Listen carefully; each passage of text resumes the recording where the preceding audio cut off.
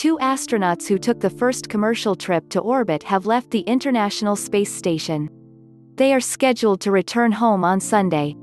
The astronauts, Robert L. Behnken and Douglas G. Hurley, traveled to the space station in May aboard a Crew Dragon capsule built and run by SpaceX, the private rocket company started by Elon Musk. The Crew Dragon undocked from the space station at 7:35 p.m. Eastern Time on Saturday, with brief thruster firings pushing the spacecraft back. As the capsule backed away from the station, Mr. Hurley thanked the current crew of the space station and the teams on the ground that helped manage their mission. "We look forward to splashdown tomorrow," he said. "If the weather conditions remain favorable, it will splash down in the Gulf of Mexico off Pensacola, Florida, at 2:48 p.m. on Sunday," NASA announced.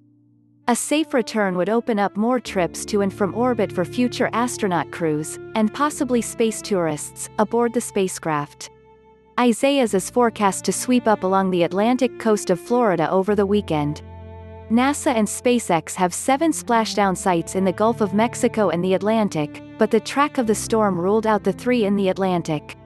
"We have confidence that the teams on the ground are, of course, watching that much more closely than we are," Mr. Behnken said during a news conference on Friday, "and we won't leave the space station without some good landing opportunities in front of us, good splashdown weather in front of us."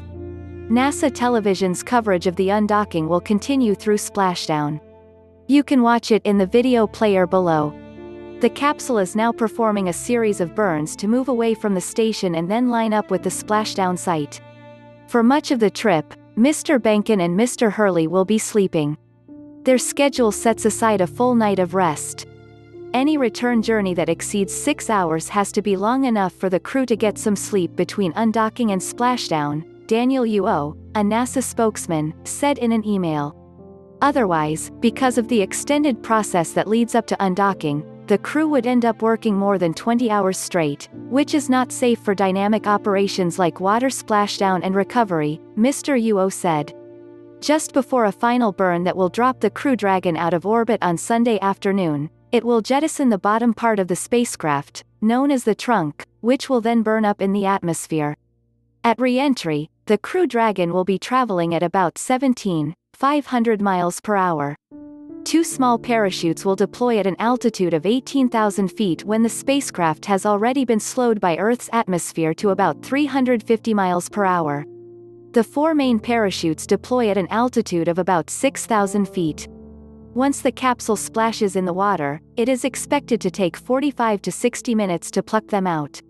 The storm complicated where splashdown could take place.